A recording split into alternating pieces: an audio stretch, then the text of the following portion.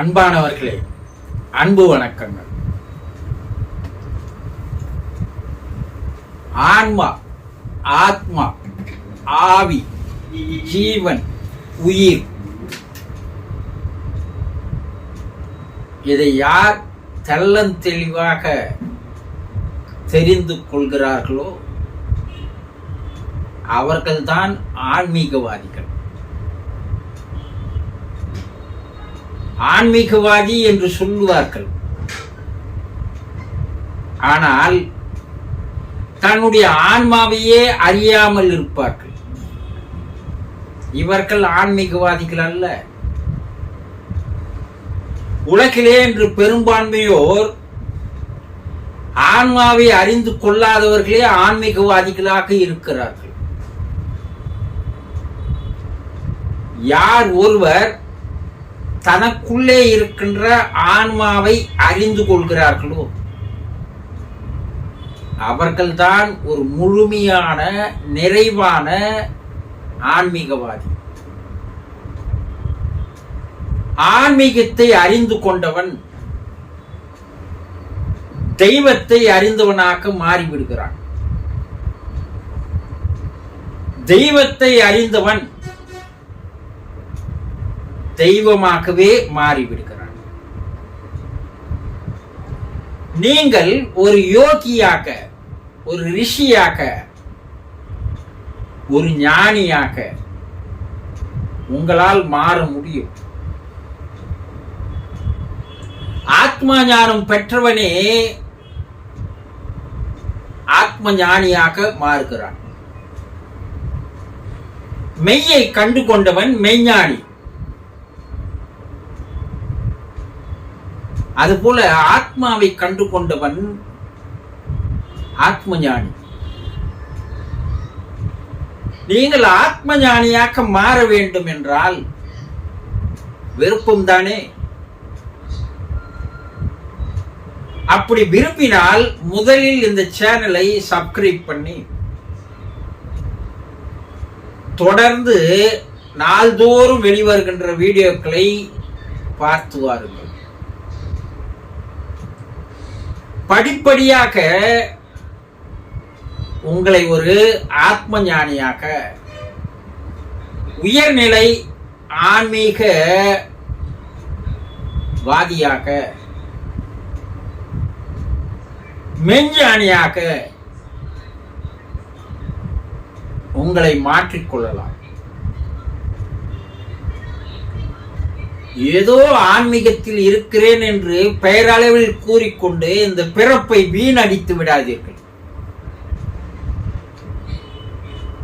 தொடர்ந்து பிறப்பு வருவதற்கு ஆத்மாவை அறியாத காரணத்தினால்தான் தொடர்ந்து பிறப்பு வந்து கொண்டிருக்கிறது. ஆத்மாவை அறியாத காரணத்தினால்தான் கர்மாக்கள் அதிகமாகிறது. கர்மாக்கள் அதிகமாகும் போது அதுவே மறுபிறப்புக்கு காரணமாக அமைகிறது. ஆக நீங்க ஆத்மாவை அறிஞ்சிக்கணும் இல்லையா? ஆத்மாவை தெரிந்து கொள்ள வேண்டும் அல்லவா? ஆத்ம கல்வியை நீங்கள் கற்றுக்கொள்ள வேண்டும் அல்லவா? தொடர்ந்து பயணம் செய்யும். நீங்கள் எப்போது ஆத்ம தரிசனம் பெறுகிறீர்களோ அப்போதே ஆத்மீக ஞானியாக, ஆத்ம ஞானியாக மாறிவிடுகிறீர்கள்.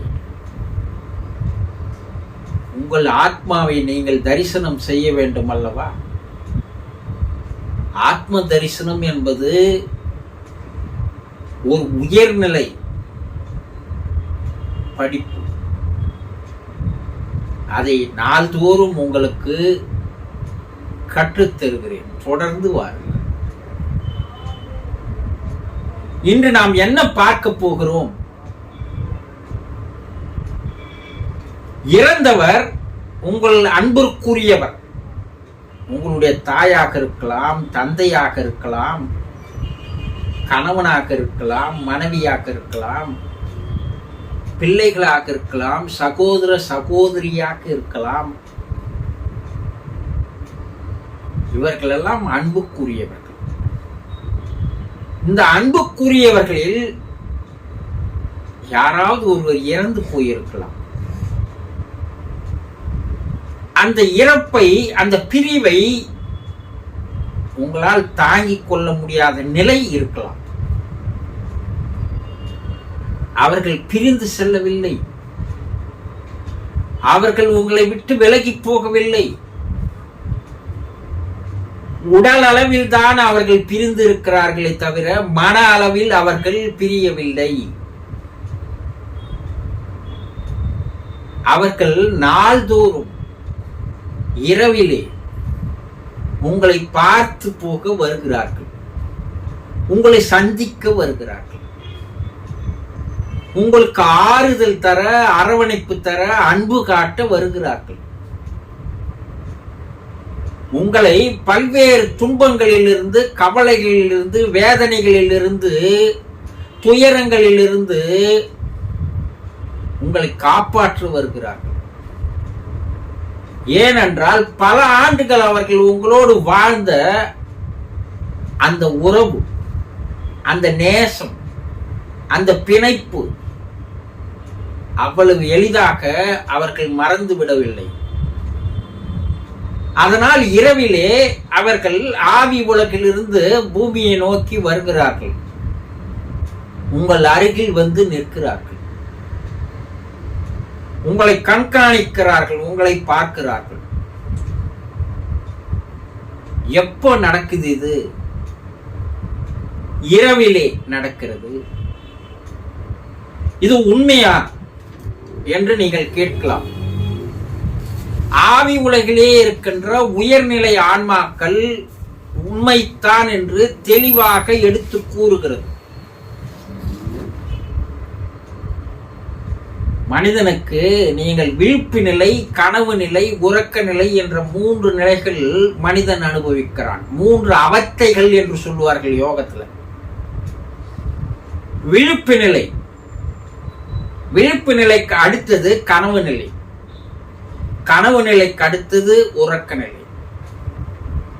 இந்த கனவு உலகிலே உங்களுடைய ஆன்மா வெளியேறி செல்கிறது. உங்கள் உடலை விட்டு உங்களுடைய ஆன்மா வெளியேறி சென்று பல்வேறு இடங்களை சுற்றி பார்த்துவிட்டு பல்வேறு காட்சிகளை காண்கிறது, பல பேச்சுக்களை கேட்கிறது.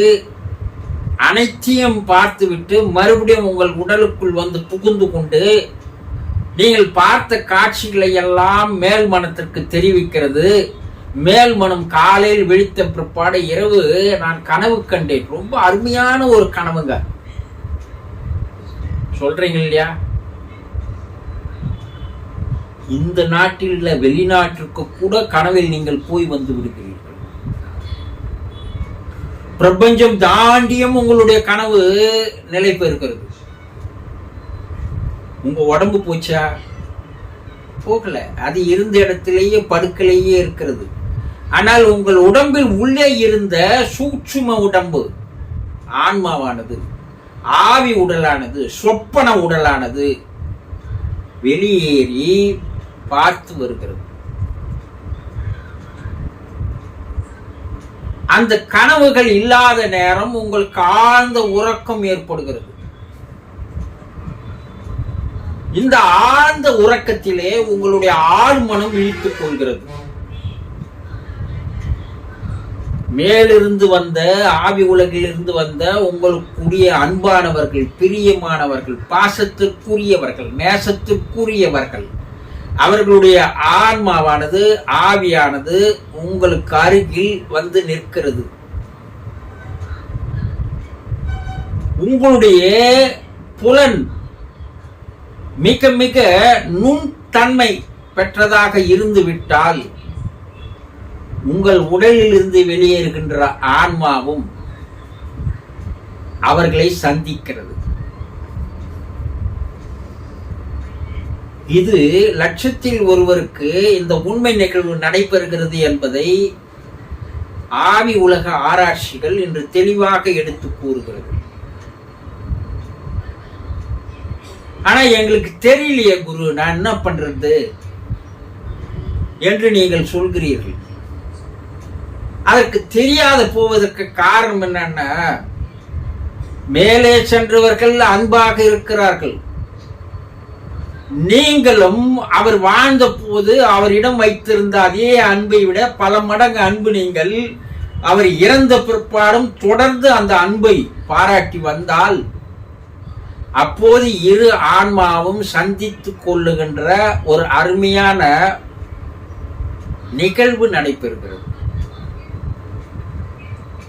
நீங்கள் அவர் மீது இறந்து விட்டார், முடிந்து போய்விட்டது, இனி அவருக்கும் நமக்கும் எந்த தொடர்பும் இல்லை என்று வாழ்ந்த போது அவர் மீது காட்டி வந்த அன்பை நீங்கள் மறந்து போயிருந்தால் இந்த ஆன்மா வந்து நின்று வேடிக்கை பார்த்து விட்டு காத்திருந்து விட்டு மறுபடியும் ஆவி உலகம் செல்கிறது. நாள்தோறும் இரவில் வருகிறது, நாள்தோறும் திரும்பி செல்கிறது. ஆவி உலகிலே அது மறுபிறப்பு எடுக்கின்ற வரை இந்த நிகழ்வுகள் நடைபெறுகிறது. ஆனா நம்ம பெரும்பாலானோர் நாம் அதை தெரிந்து கொள்வதில்லை, உணர்ந்து கொள்வதில்லை, தெரியவில்லை. நீங்க மாதம் மாதம் திதி கொடுக்கிறீங்க, கடமைக்காக செய்கிறீர்கள், அதை அந்த ஆன்மாக்கள் ஏற்றுக்கொள்வதில்லை. நீங்கள் எந்த காரியங்களும் சடங்குகளும் செய்ய வேண்டிய அவசியம் இல்லை. அவர்களை மனதால் நினைத்து அவர்கள் மீது அன்பை அதிகமாக்கி கொண்டிருந்தாலே போதும். உங்களுடைய மனத்திற்கும் அவர்களுடைய மனத்திற்கும் ஒரு நெருங்கிய உறவு, இணைப்பு ஏற்பட்டு விடுகிறது என்று ஆவி உலக ஆராய்ச்சியாளர்கள் ஆவி உலகிலேயே இருக்கின்ற உயர்நிலை ஆன்மாக்களோடு தொடர்பு கொண்டு பேசும்போது அவர்கள் கூறுவது, ரொம்ப பாசத்துக்குரியவர்கள், அன்புக்குரியவர்கள், நாள்தோறும் அவர் மீது அன்பு செலுத்திய அந்த குடும்ப அங்கத்தினர்களை பார்ப்பதற்காக, சந்திப்பதற்காக இரவிலே கீழிறங்கி வருகிறது. ஆனால் ஏமாந்து போய் மறுபடியும் மேல் நோக்கி வருகிறது என்று தெல்லம் தெளிவாக கூறுகிறார்கள். அப்ப நாங்க அவர்களை சந்திப்பதற்கு அந்த சந்திப்பு எப்படி ஏற்படுத்திக் கொள்வது என்றால், நாள்தோறும் நீங்கள் அவர் மீது அதிகமான அன்பை வைத்துக் கொண்டிருக்க வேண்டும், அன்பை பெருக்கி வர வேண்டும். அவர் உங்களுக்கு அருகிலேயே உங்களோடவே வாழ்ந்து வருகிறார் என்ற நினைப்பு உங்களுக்கு இருக்க வேண்டும், நம்பிக்கை இருக்க வேண்டும். உடல் அளவில் தான் அவர் மறைந்து போனாரே தவிர ஆன்மா அளவில் அவர்கள் மறையவில்லை. உங்களுக்குள்ளேயே இருக்கிறார்கள், உங்களை சுற்றியே இருக்கிறார்கள். இதையெல்லாம் நீங்கள் சரியாக செய்தால் இறந்த உங்களுக்கு அன்புக்குரியவர்கள் இரவிலே நீங்கள் அவர்களை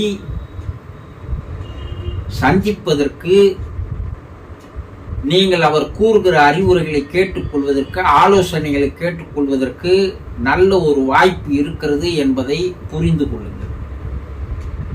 தெரிந்து கொண்டீர்களா? சந்தோஷம்.